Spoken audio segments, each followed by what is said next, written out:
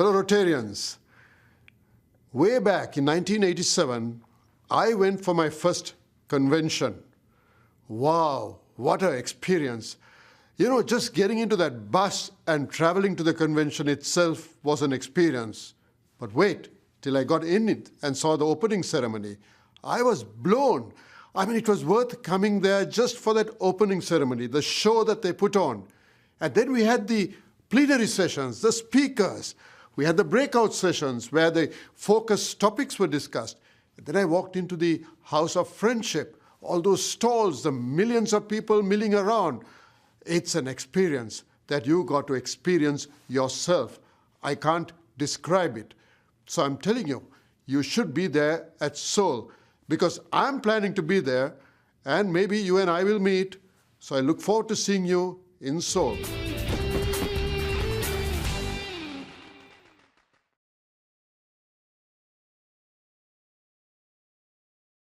So glad to have you here at lunchtime on this Wednesday for another great program that we have in store. Exceptional is what you'll be saying as you leave today, I'm sure.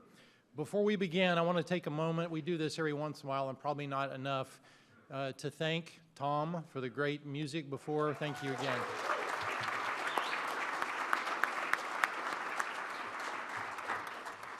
To get us started today, John Howland will provide the invocation, Chris Pankratz will lead us in song and pledge, and then Michael Turner will introduce our visitors. So, Mr. Howland.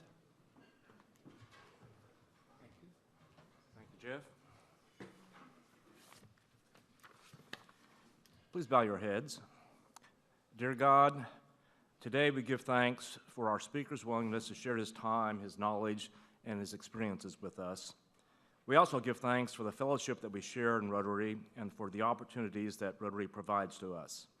Among those recently have been the opportunity to explore the complex history of our city at our gathering at the Tulsa Historical Society last night, and the opportunity as host of Rotary Exchange or Youth Exchange students attending last weekend's SCRI conference in Tulsa to meet and learn a little about young people from around the world, to have the opportunity to see our community and our nation anew through their eyes, to have the opportunity to observe at first hand through their interactions what international relations can and should be.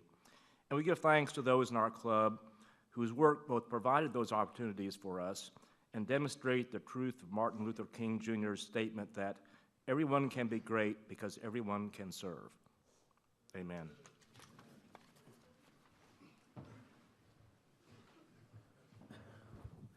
Good afternoon, everybody.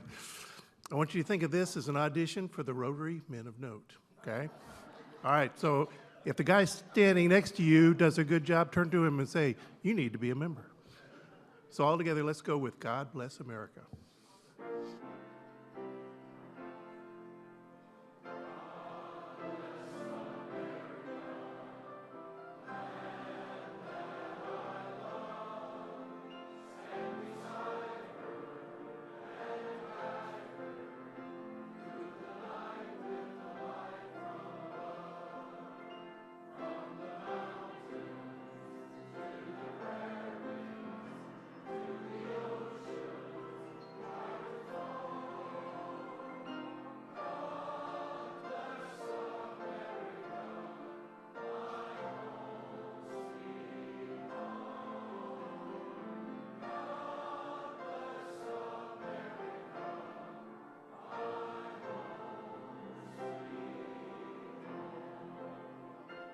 Good job. Let's pledge.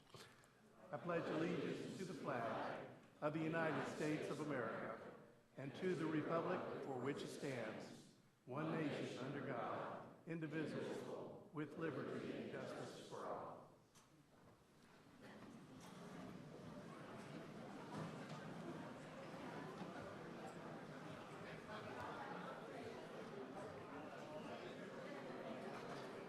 Good afternoon. Happy January 27th, 2016. Welcome to the Rotary Club of Tulsa. It is a pleasure to have our guests with us, our speakers guests with us, and then thank you so much for being here. I'm going to introduce our host Rotarian and then ask that person as well as their guest to stand up If you would, please hold your applause until the very, very end, and then you'll make it even more special. Sue Mosier has 3 guests today: Cal Morris, Joseph Gagliardi, and Steve York, and those 3 are with SCORE organization. Thanks for coming. The Rhonda Renz, as she tells me to call her, has today Lori McLaughlin.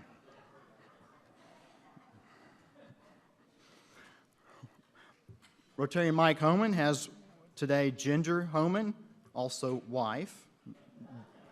A true pleasure to have you here with Zia Communications.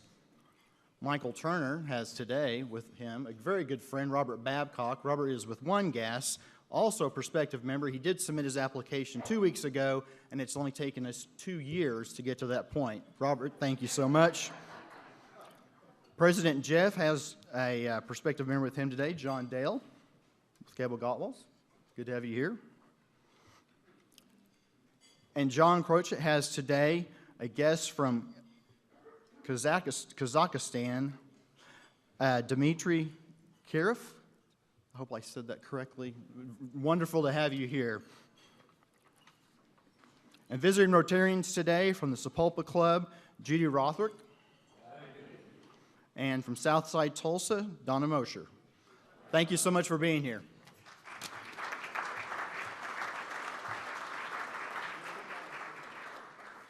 Thank you, Mr. Turner. We're going to start our program today with Chuck Wilson. Come on up, Chuck, with a memorial resolution honoring Jim Stevenson. Chuck, thank you for your time and effort on this.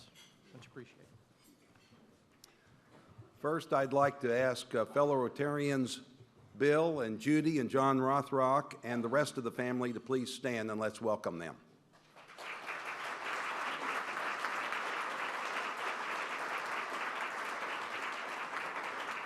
Thank you. Thank you for being here. A couple of anecdotes before I start the resolution that came from the family. When Jim's son was old enough to play organized baseball, there were too many players for only one team, but there was only one coach. So Jim volunteered to coach a second team even though he had never played baseball.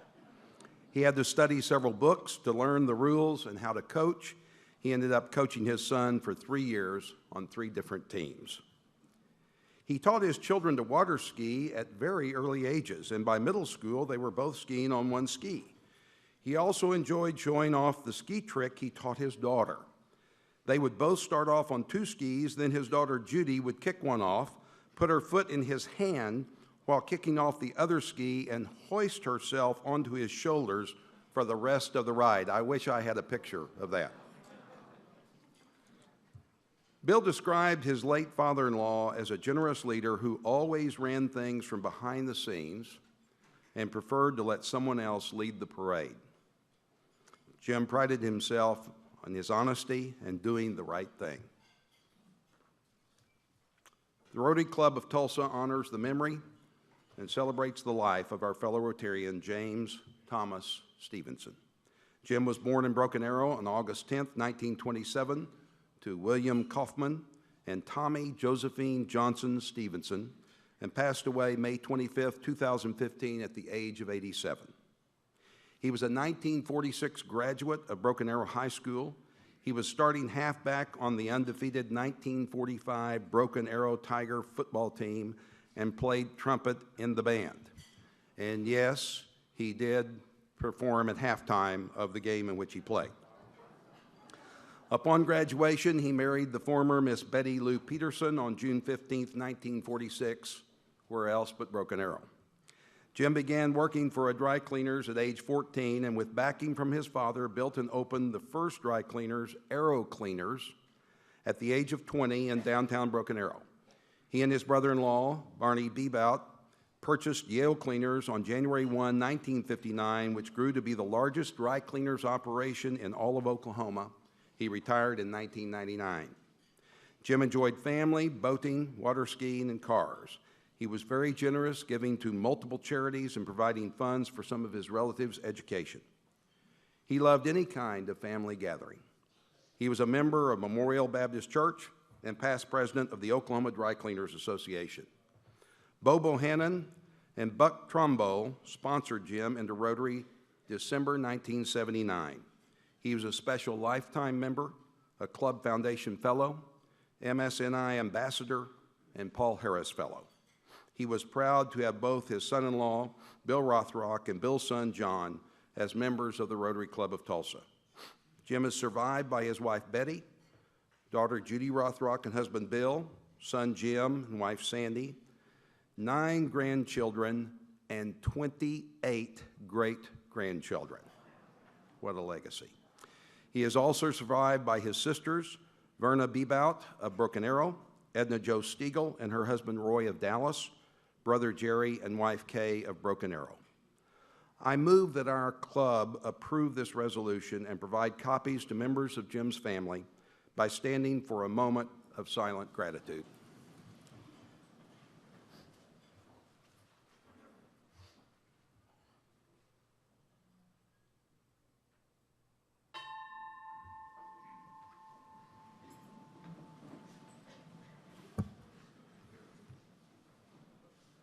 Thank you, Chuck.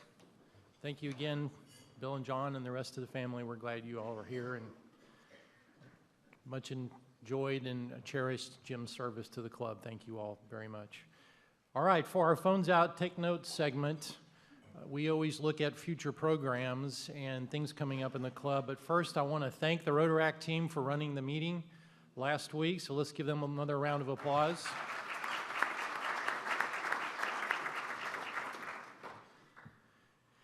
They didn't ask for a full-time gig. I would have given it to them, but they didn't ask. So I guess they have working jobs or something. Joe Gagliardi, I'm glad to see you here. It's been a long time, back in the Lung Association days, et cetera. I thought I saw you in the hallway. Anyway, thank you for coming. Very good to see you, sir. I also want to thank the people who were primarily responsible for our Boomtown event last night at the Tulsa Historical Society. I hope I don't leave out important people, but I want to recognize Michelle Place for being such a great hostess.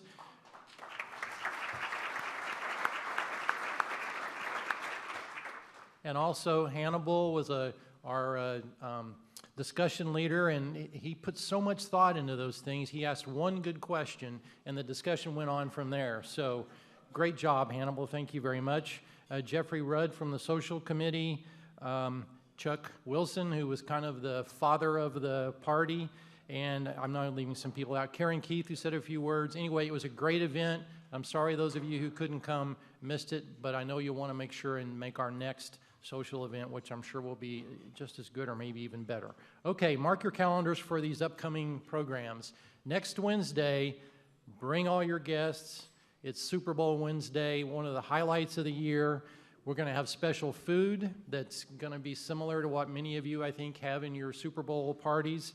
There will be 4 panelists, and I will tell you who they are, Ed and Alicia and myself and Tim Caldwell, who will be showing and telling you about some of our favorite commercials. If you are easily offended, we want you to come so we can watch your reaction. I will apologize in advance, Dr. Biggs and all of those who we might look at when we have a little pang of guilt. It will be a lot of fun, and I really encourage you to come. You will get to see some things you probably have seen before, and they'll bring back fond memories, and you will see some things I guarantee you have not ever seen, and you'll be running home to tell your family and friends. So be sure to come. Other future programs, the week after that, on February 10th, we'll have Jill Donovan of Rustic Cuff fame, and that's sure to bring a big crowd. She is quite the entrepreneur and has, in her own way, put Tulsa on the map. And then, equally great, the 17th, Samantha Isler, an actress of national renown who has done great things in Hollywood and other places and who is fresh off an appearance at the Sundance Film Festival, will be here to speak to us about her career. And Linda, is Linda here? Anyway, Linda's granddaughter, so fantastic. Thank you for helping us set that up, Linda. And then, just a reminder, March 2nd will be the Above and Beyond Awards. So we have a string of great programs. It's time to get your guests here, to mark your calendars, to make sure you don't accidentally schedule something else. The judges in the club need to wipe their dockets clean and be here. You have the power to do that, by the way. So everybody needs to be here. All right, a reminder of your committee meetings today. We have the Above and Beyond Awards Committee meeting in room 234, the Club Foundation Trustees meeting in room 233, and the Fireside Committee in room 232. So make sure to make it to those committee meetings. Alicia, tell us a little bit about our gracious and generous sponsors for this week. Our gracious and generous sponsors this week include David Wolfers from James Potts and Wolfers, and then Bank First, Monty Curry, Gordon Greer, Bill Miller, and Paul Bowman. Thank you so much to our sponsors. We rely on you. We're always looking for new sponsors. See Matt Moritor. He'll do just about anything for a sponsorship. Matt, he told me so. So thank you very much, and please seek your fellow Rotarian if we have a service that you may be in need of. Thank you. Thank you. Thank you to our sponsors.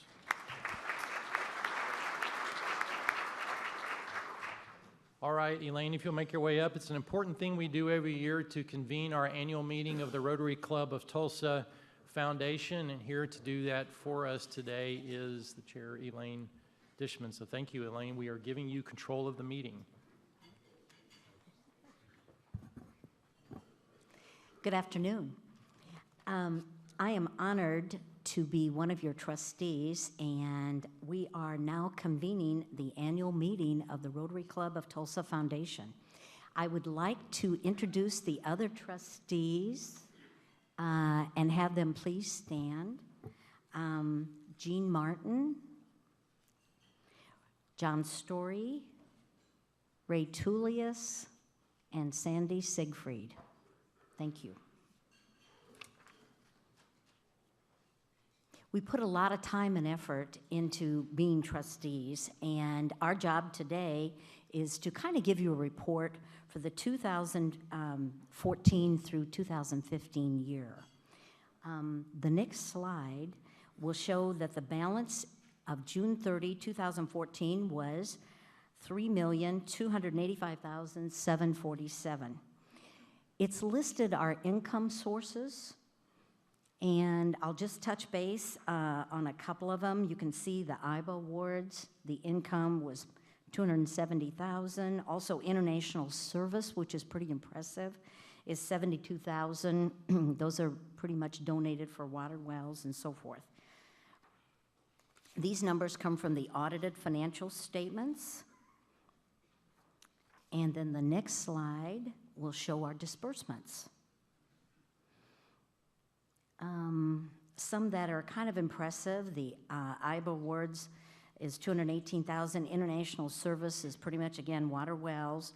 And one thing I might add is the year of 14 through 15 was a little bit of an exceptional year. We had the Club Centennial, and also playground equipment was erected and donated to the Celia Clinton School. So those are a couple of highlights. Our disbursements totaled $804,246 for a net decrease in the fund of $64,592.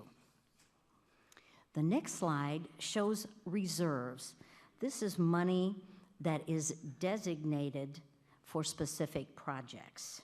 You know, we have some standing projects that money goes to, but this is money designated for specific projects.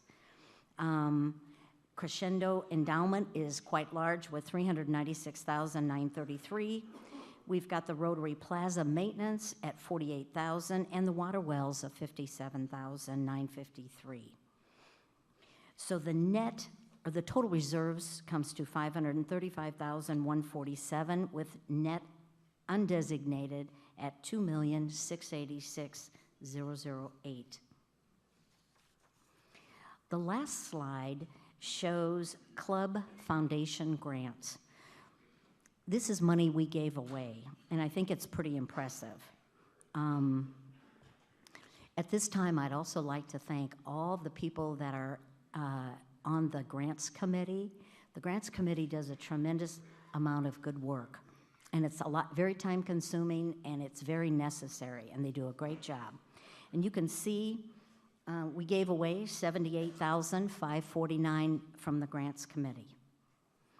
If any of you have any questions regarding this information, please contact me or one of the trustees after the meeting. This concludes the annual meeting. We are adjourned, and I return the podium to President Jeff. Thank you.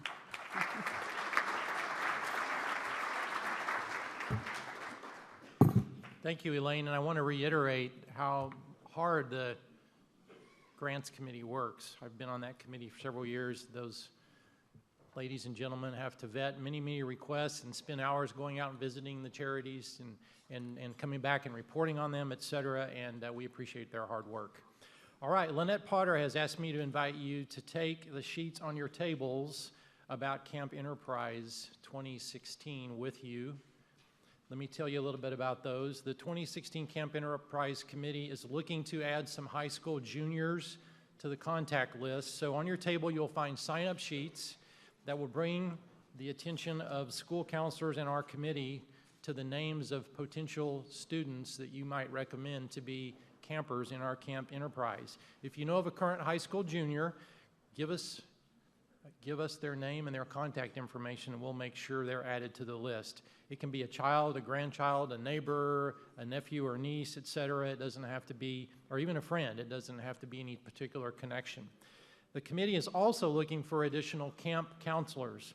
The camp will run from Thursday, March 31st through Sunday morning, April the 3rd. So mark your calendars for that important event and consider giving a little bit of your time to that and to those high school juniors. And if you are interested in being a counselor, add your name to that portion of the flyer on your table and let the committee know. We'd love to have your help for that very important event. All right, on to membership. As everyone surely recalls, prior to the premiere of the new Star Wars movie, I made a big deal about that and showed you some of my favorite clips and tied it all into membership. It was always a great mystery every week how in the world Jeff was going to tie Star Wars into membership, I know. It was my way of reminding you of our goal of 60 new members during this Rotary year. We heard quotes like, "There's always a bigger fish," referring to the 12 or 13 clubs that are larger than us. And you heard Darth Vader's famous quote, "I find your lack of faith disturbing," which I hope supplied motivation that each of you, no matter how quirky you are, is capable of bringing in a new member to this club. But since Star Wars is out and the hype is over, at least sort of over, it's time for us to move on. But never fear, I've come up with a new way for us to talk about membership for the rest of the year. I'm going to promote membership now on from the rest of the year by variations on the theme of the word big. We're a big club. I want membership development to be a big priority for the rest of the year. And I'm sure it'll be a big priority for John Raines after me and Mike Homan after him. I want our number of new members this year to be big. I think you get the picture. I hope you do. But just in case you don't, here's a little video that will help amplify my point. What is this about big? You know, seeing the big picture, having the big idea, clinching the big deal. Nobody wants to clinch the little deal. Who wants to do that? Be a little deal clincher, a small shop. You know, when you go and get a burger, you want a Big Mac. You go to the fun fair, you ride Big Dipper. You turn on TV and you see Big Bird, or you're afraid of the big bad wolf. When I was growing up, I wanted to be the big man. I never wanted to be the little man. Even the little man wanted to be the big man. When you go to America, you want to go to the Big Apple, not the Little Apple. When I get up in the morning, I want a big breakfast. I want my girlfriend to say, "Good morning, big boy," to which I reply, "I've got a big day today, a big meeting with the big chiefs from a big studio. It's a big time for the big bucks." And she'll turn to me, rolling her big blue eyes and say, "Big head." I'll retort, "What's the big deal?" and give her a big kiss. I'll get into my big car, set off into the big wide world. She'll give me a big wave, close the door of our big house, look in the mirror and ask herself, "Does my bum look big in this?"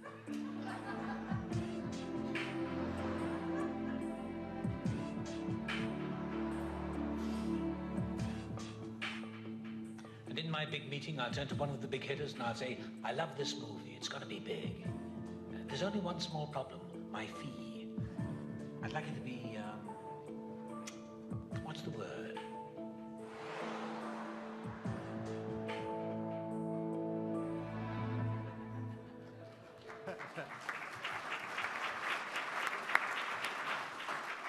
So the commercial wasn't exactly on point, but I think you get my message. It's fun to use these commercials in different ways to remind us of important things. So keep membership in mind and keep wondering, what's Jeff going to do next about big? All right, speaking of big, Alicia, I think you have a little bit more to tell us about last weekend and the great Rotary Youth Exchange students who were here with us. Yes, we hosted about 177 exchange students Friday and through the weekend. We had tons of Rotarians that came out. We only lost one, and I think that's a big win, so that's not a joke. We did lose one. Sorry, Jeff, you're just now finding this out. We have a quick photo montage. Thank you, everybody, for who contributed your picture. So let's watch a quick recap of our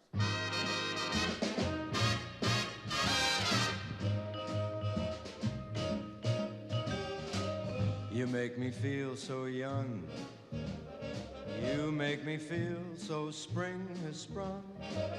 And every time I see you grin, I'm such a happy individual.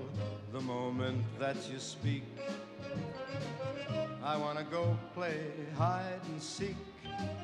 I wanna go and bounce the moon just like a toy balloon. You and I are just like a couple of tots running across a meadow, picking up lots of forget-me-nots. You make me feel so young. You make me feel there are songs to be sung, bells to be rung, and a wonderful fling to be flung. And even when I'm old and gray, I'm gonna feel the way I do today, 'cause you make me feel so young. You make me feel so young. You make me feel so spring has sprung. And every time I see you grin, I'm such a happy individual. The moment that you speak, I wanna go and play hide and seek. I wanna go and bounce the moon just like a toy balloon.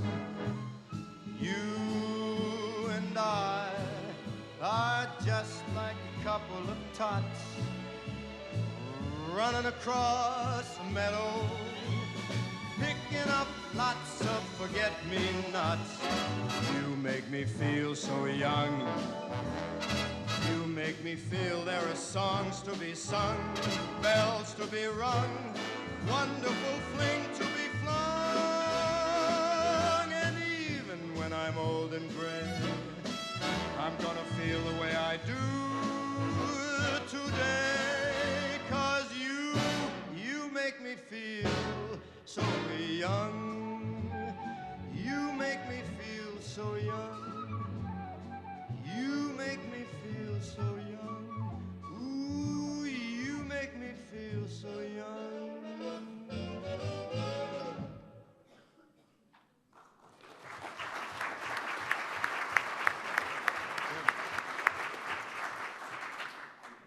Thank you. That was great. If you ever get a little depressed watching the news or reading the newspaper, just hang around a few young people for a little while, and it seems to erase all the problems. So hope more of you even participate in the event next year. All right, so will David and Dell make their way up for some Club Foundation check presentations? We have 2 Foundation check presentations to make today, and either one of you guys is free to take the microphone. Whoever would like to go first. All right. Thank you, Mr. President. Afternoon, fellow Rotarians and guests. It's my privilege today to make this grant for $1,500 to the Palmer Continuum of Care. Here to tell us this incredible organization's story and how they will use the money is the Director of Development, Stephanie Haddock.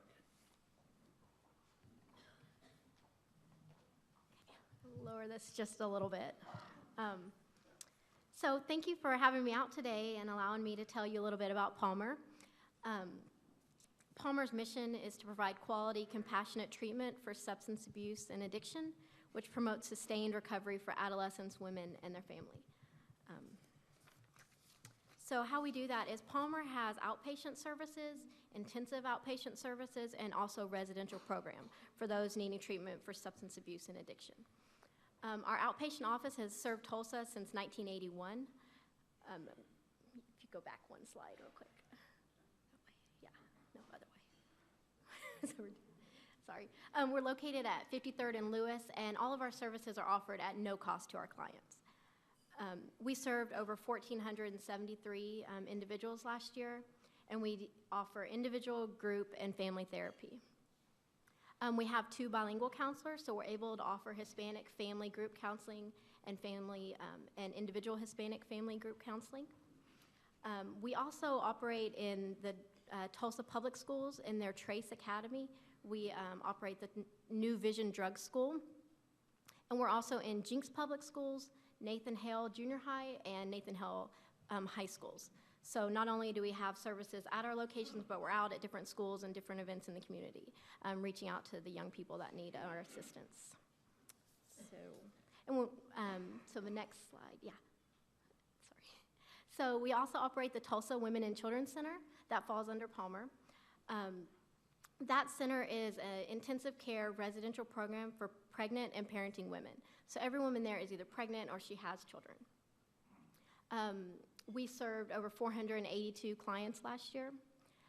Again, all services are free of charge, but to get into the Women's Center, the women have to be 250% below poverty level. So the women coming to us have an annual income of around $1,500 or less. So whenever they come into us, we're able to provide not only the treatment, but we also have on-site childcare. We're unique in that we're one of the few in the country where the children actually can come in with their mothers while the mothers receive treatment. So while the mother's receiving treatment, we also work on her parenting skills and bonding. We work closely with DHS and Family Drug Court to get that child back with their mother when it's the appropriate time. Our services are 24/7. We have on-site child care. We're NACI certified and DHS certified. And we're trauma focused. And so thanks to your grant, we are going to be able to provide some drug educational tools at our outpatient offices. Because whenever we go in schools and we're talking with young people, everybody wants to be entertained. You can only talk to them so much. So we're going to be able to buy some DVDs and some actual, what they call drunk goggles, to get the kids more engaged and show them that this is something serious and give them more hands-on education versus us just talking to them. So thanks to you, we're going to be able to use this and have a new tool to go out and reach these kids in Tulsa.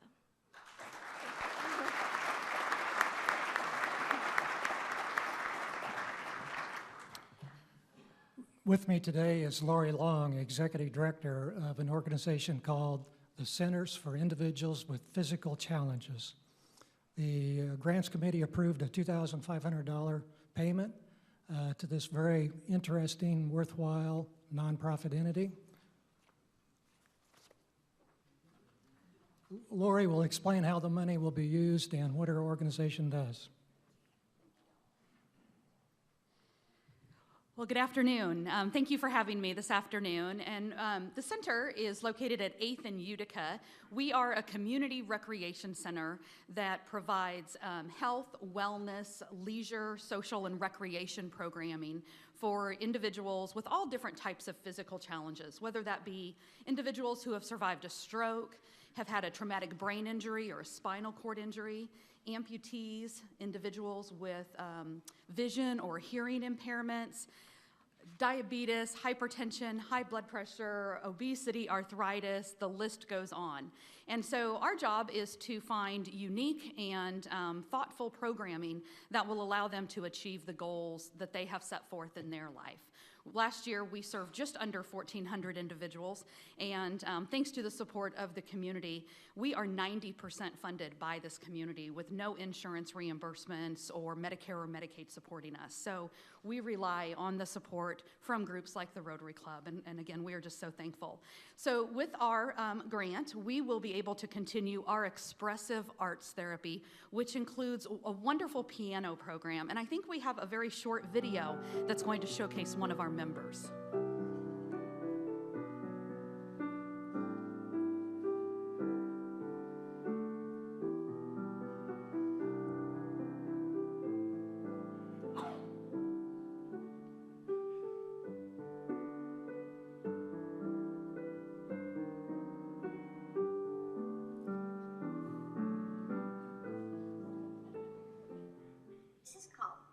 just the very thought of it.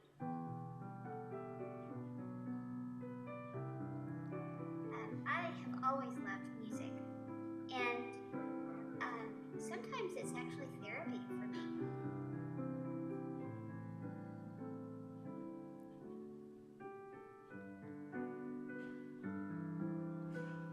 See, it just sounds so warm and just like almost like a real piano. I mean, and you never have to tune it, like Kimberly said. It's not intimidating either. No. Look at it. It's anybody you want, because you want people to come and play. You want people to learn it, to enjoy it. And it's perfect for that.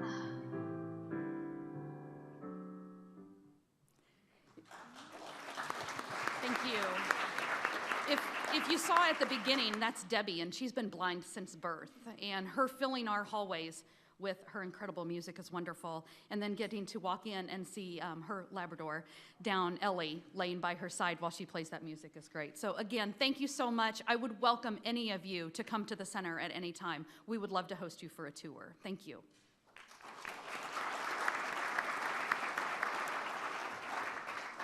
Thank you all. Okay, it's time for our Sarge. I feel like you're making me work extra. Good. No? Okay. Good afternoon. First up, happy 70th anniversary to Sade Music. Go back here. Was started in 1946 by Bob's dad, Jimmy. Clicker's not working, I'm sorry. Bob, thank you so much for contributing $70 to celebrate Sade Music's anniversary with us.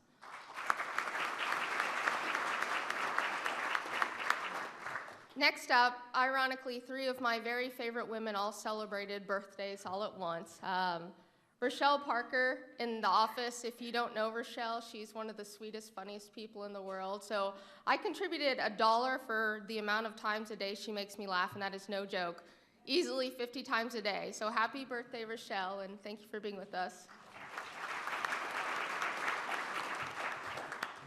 The lovely upcoming Sarge, Catherine DeCamp.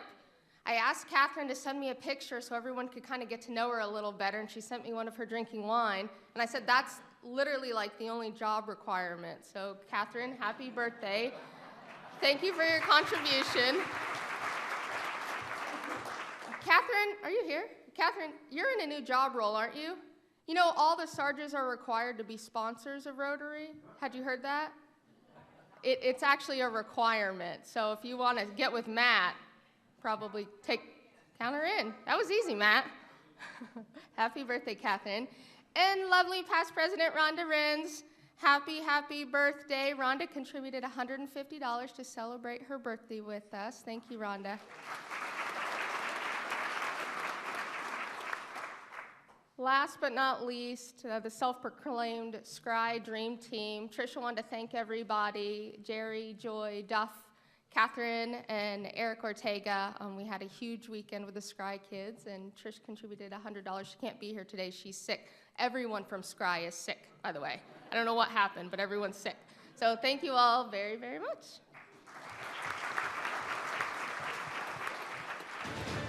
This is what you've all been waiting for.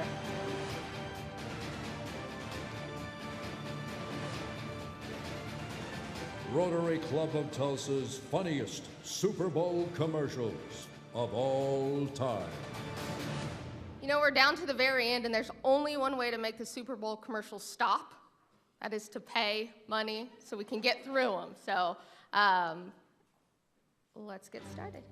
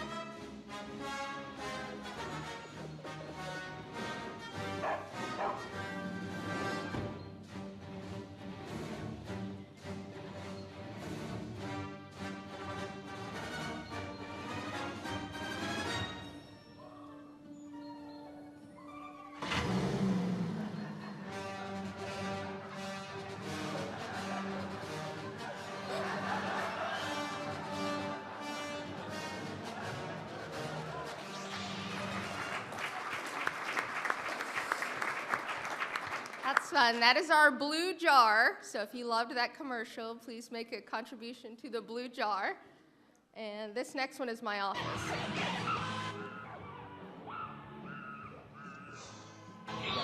Guys, just thought you might want to know, sales aren't up, they're down.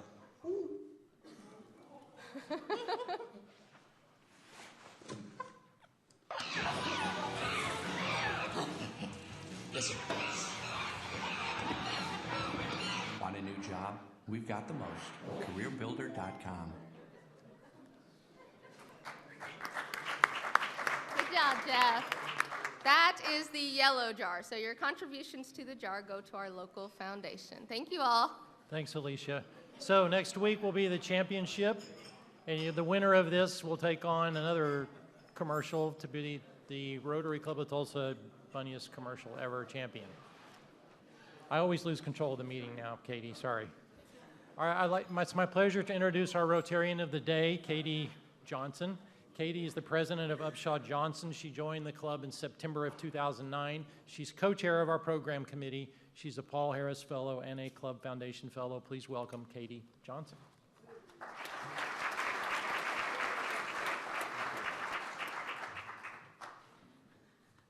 How many of you had the salad bar today?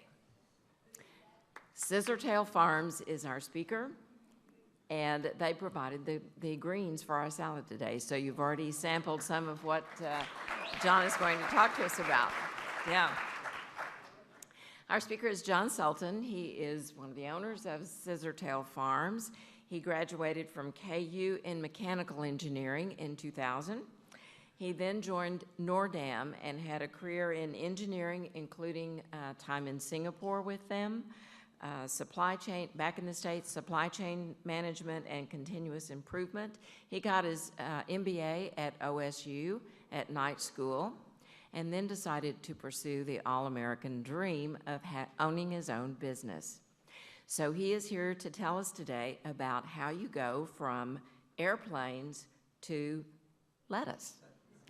We have microphones that are throughout. I think there are probably going to be a lot of questions for this entrepreneurial adventure that's starting up here in Tulsa. So we have microphones throughout the room, and he'll give us a brief presentation and then open up for Q&A. And we want everyone to be able to ask and hear the questions that are being presented to John.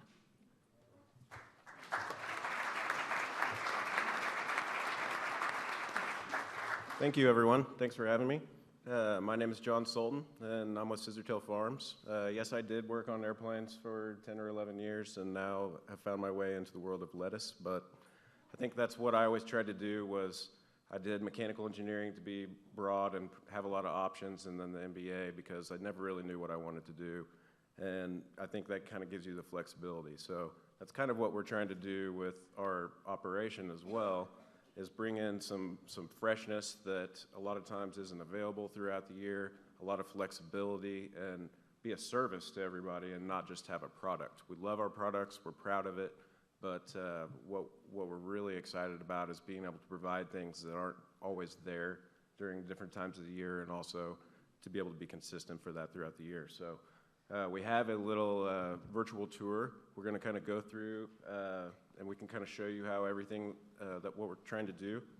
We've got a focus on food safety that we'll talk about a little bit. I want to kind of show you how things work, and as we go through, I'll just kind of hit on the highlights. But effectively, everything that we do, this is our greenhouse in West Tulsa.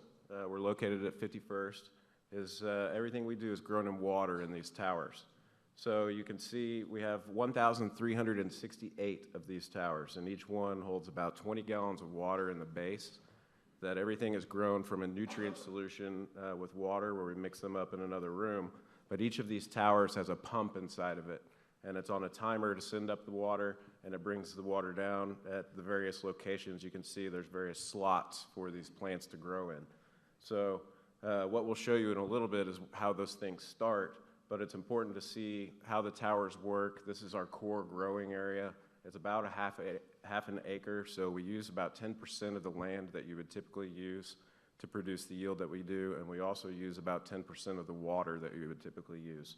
So we're able to the water solution, the nutrient solution, stays in that tower, and at the longest it will ever go is 1 month, but a lot of times we flush it and replenish it with a new set of water. And actually what we've been able to do is we have 3 floor drains that run across there. So part of our focus is sustainability for the long term. We collect that water and we collect the gutter water, and it goes out to a pond that we have on the east side of our facility. So eventually we'll be able to take that water and reprocess it and bring it back and have recycled water. So we have a lot of things like you can see up above while we're in here, there are some grow lights.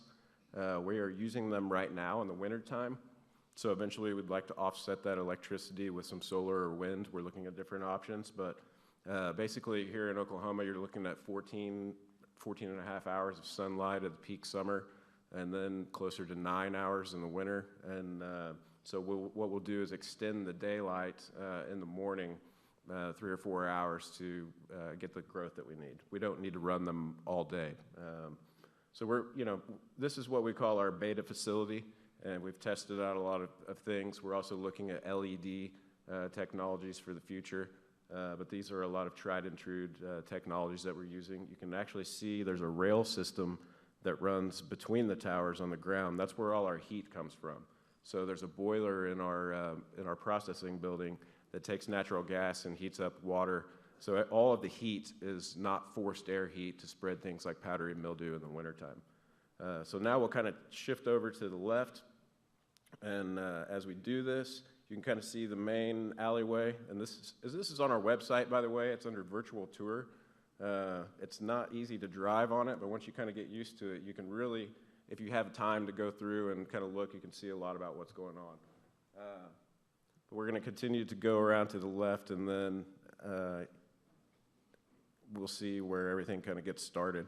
You actually have to click on the photo on the right side and then go over to the left more, and then it'll work. Yeah. If you go off to the right too far, it won't work. Yeah.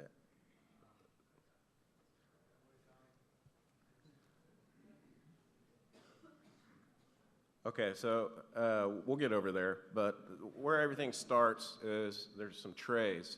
So we grow in what's called rock wool, and it's a volcanic rock that effectively is an inert material that is good at absorbing water and also spreading water. So it's really good for the seeds to kind of uptake, and you can just click right there and it'll take you back to that room a couple of times. So you can kind of find your way through the greenhouse. This is something that somebody put together that works for Google for us.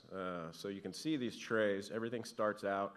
There's different methods of seeding depending on what we're trying to do, but we grow mostly lettuces, kales, chards, herbs, etc. These tables are pretty cool. They actually are on rollers, so when you need to get in between the table, you can actually slide the tables out, and it really helps with maximizing space. So back in the back, there's a cooling pad that we've had to install.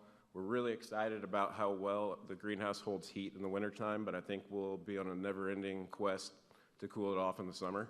So we have continued to add modifications, and we'll continue to do so. But this is where everything will start for roughly 2 to 4 weeks. It really depends on the product, and then you transplant it over to the tower. So part of what we're doing right now is we're excited. We actually launched in all of the research stores this week. So we have a lot of new cut wash products where we actually pre-harvest it. It's not a lot of our products, I guess I should start over, are living plants where they're still alive. You can keep them alive. But now we do the cut wash salads where they're pre-washed for you and you don't have to do any cutting, and you can just drop it in your salad bowl, similar to what you had today. So we're excited to get those flavors out there and provide the nutritional value of everything that Research is putting on the shelf has been harvested within the last 24 to 48 hours at most. So just getting things, that was one thing we were excited about, is just being able to provide that freshness on a continuous basis. So they've been a good partner in working with us to develop some retail products, and we're excited about that. We've actually we used to give tours, but now that we have kind of taken that step into packaged products, there's a lot of food safety things that are going on. So we have to be a lot tighter about who's coming in. There's a process. Everybody has to walk through different foot baths. And part of what we were doing, it took multiple years to get this thing planned and built. So during that time while we're doing that, we're getting experience growing.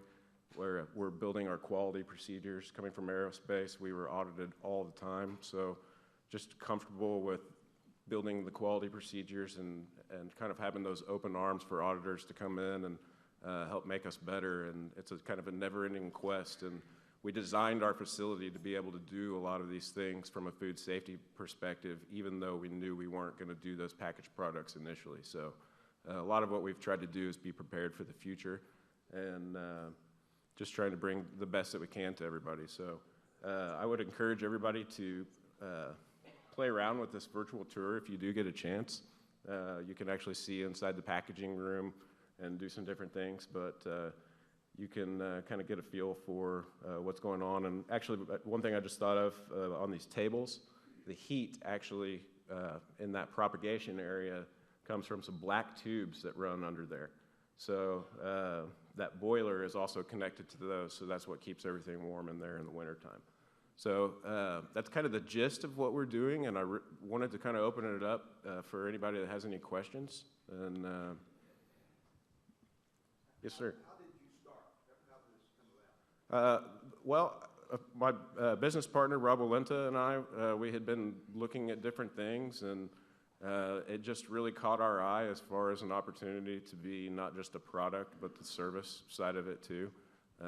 It was going to take a lot to pull me away from what I was doing. I liked what I was doing, and it just seemed like if we didn't do it, somebody else was going to. And I think in 10, 20 years, I think you'll see what we're doing will be a lot more commonplace throughout the country. I think with fuel prices going up, and there's just an awareness that people for years got on the term organic, which is great, but we also don't use animal manure for fertilizer and things like that, and people are realizing that local can be cleaner and better than organic. So people are asking questions: where does my food come from? How is it processed? What are the practices used? And people are getting smarter. And you look back during the war, and we had to find ways to make food spread out, and there's fillers and different things, and a lot of those practices never went away, and they're slowly kind of getting picked off one by one, whether it's another country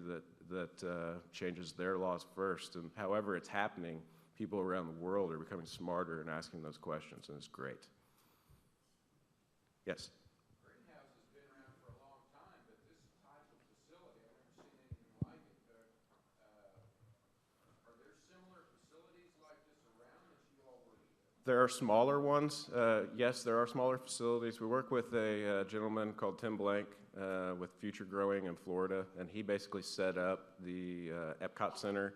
So he's been working on a lot of this stuff for 20 to 30 years and has a great nutrient solution and process. So we've kind of based everything on that, and now we've kind of branched out. And so he's been there with us to support us. And it's really about, you have to have scale too to be able to do it. And yeah, I think that helps. Did you build this from the ground up? Yes. Yes. Yeah. Yes, question.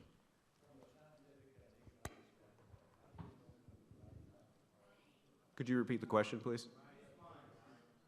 From a scientific standpoint and from an economic standpoint, how do you know when to harvest? We know when to harvest based on, one, experience as far as we have experience with all these plants now. They grow at different times throughout the year, and you're growing it on the backside to, you have a target based on customer expectations. So that's where the end product, so something like the cut wash stuff that we use for the processed pre-washed products, a lot of times they're baby products, so they're grown to a shorter day so that they can only be a certain size, and we seed them differently to get a better yield out of it in that short growth time. So it's really a combination of the two. We have a question. How many harvests of like kale and baby spinach can you turn over in the course of, say, a 60 or 90-day period? You know, right now we harvest, the baby plants are roughly every 2 weeks.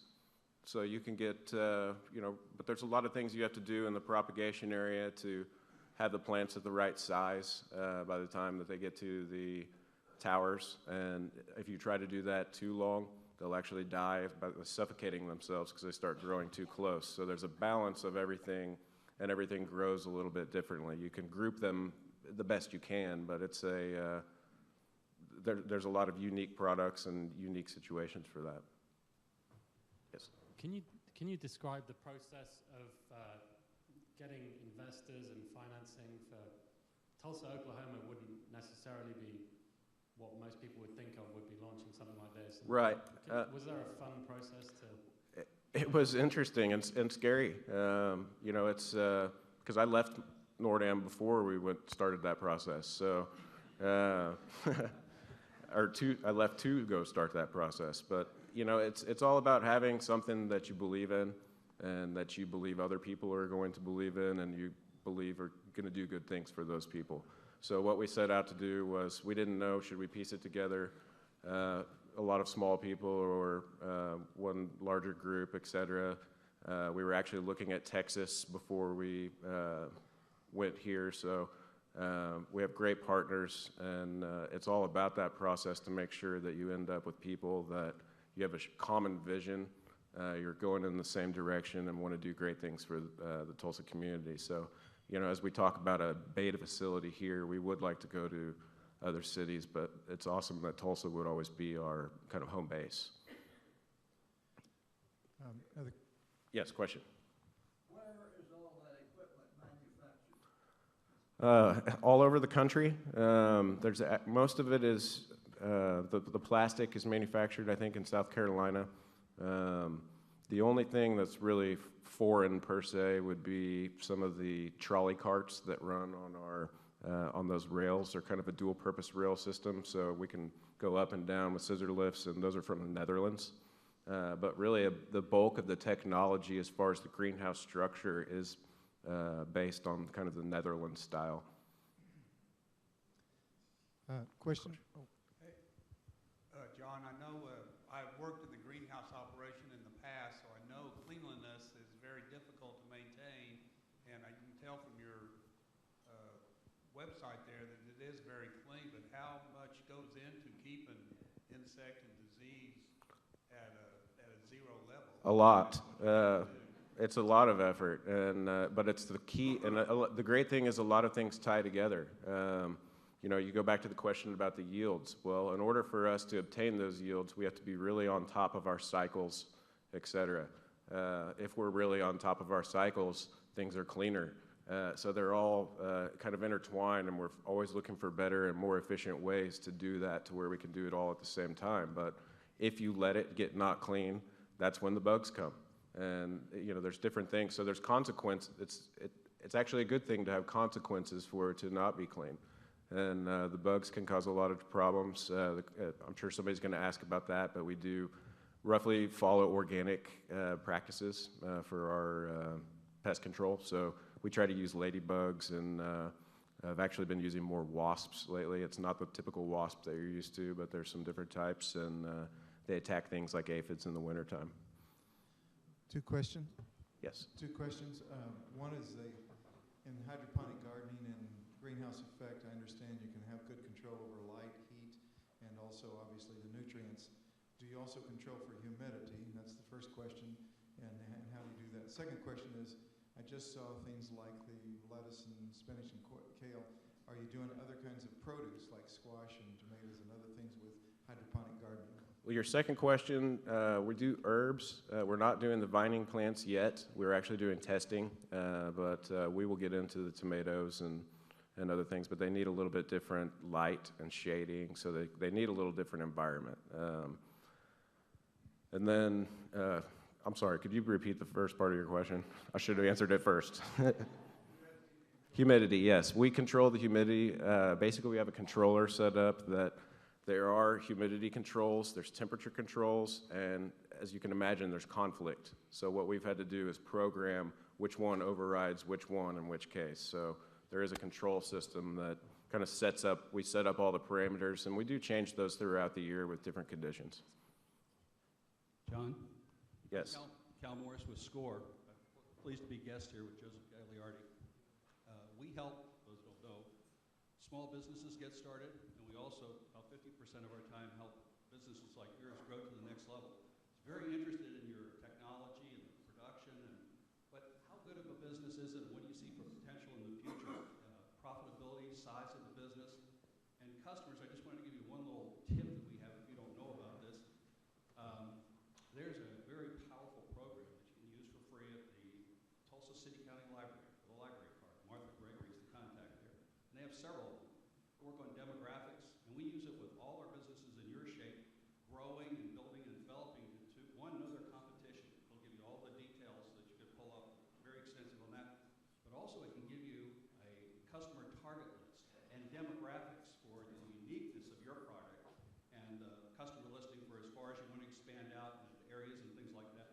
So. Okay. We still have work to do. We're a new company, but we are already starting to put together a plan to add towers to our existing facility. So we're at the point where we've continued to add more customers. We're taking on more stuff outside of the Tulsa area and Oklahoma City, et cetera. So we can actually add 50% capacity to our current facility.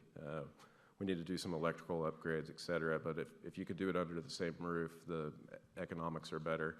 And that's kind of our plan all along is, you know, you start everything and you fine tune everything, and then everything that you build or do from that point, you build to apply a new efficiency that kind of takes you to where you need to be.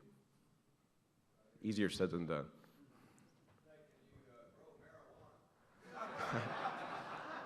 I've never heard that question before. That's not in our current business plan. Thank you, though. This is a very simple question, but it's the key to your fortune if you can answer it correctly. Can you grow a summer tomato in the winter? That's a good question. Right now, I'm not the best one to answer that because I'm not our scientist for our testing on the tomatoes, et cetera. But we could definitely look into it. There are different varieties, and even within the plants that we grow, we do use some different seeds at different times during the years because they react different to the temperature and light. So, yeah. How many employees do you have? We have 13 or 14 employees. We just hired, yeah. What are the advantages of growing in water over soil, and how does your nutrient level compare to soil-grown produce? The nutrient level is very similar. It's actually designed to be similar to, it's actually refined salts that are ground up as kind of in a powder form. So when they're shipped to us, it's they're not having to ship water weight, which helps kind of keep the cost down.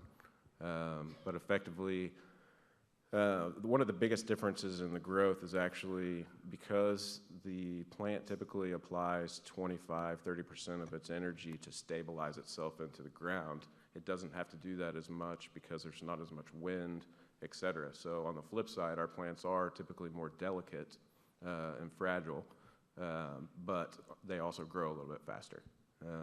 So that there's things that correlate there.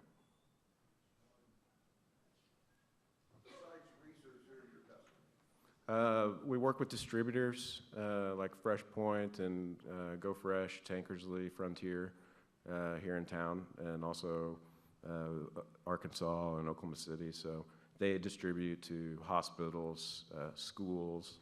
So we work with various schools and restaurants. We have a handful of restaurants we work directly with, but most of them work through the distributors. And that's where over the past year we've kind of continued to add them as partners, and then we grow with each one of them as well. So. Yeah. Yes, question? Is the nutrient value of your lettuce and kale the same as naturally grown? I can't speak directly to it because we haven't done the testing ourselves, but I know that other people have, and yes.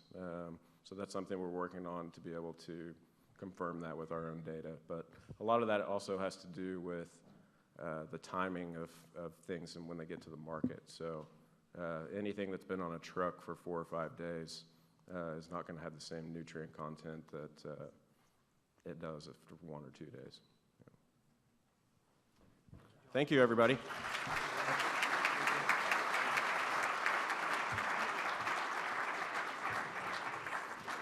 Thank you again, John, and thank all of you Rotarians and guests for your great questions. A book recognizing today's program will be given to our partner in education school, Celia Clinton, and the name of the book is, what does it say, Zahn and the Apple Boy? Kind of fitting, and I think John will sign a inscription for our kids in there. Be sure to thank the volunteers today who helped to make the program possible. On your way out the door, there's a list of them. Thank you all for being a part of our program today. We're very grateful, and we hope that you'll go tell your family, friends, and colleagues about Rotary and about Scissortail Farms. We're adjourned.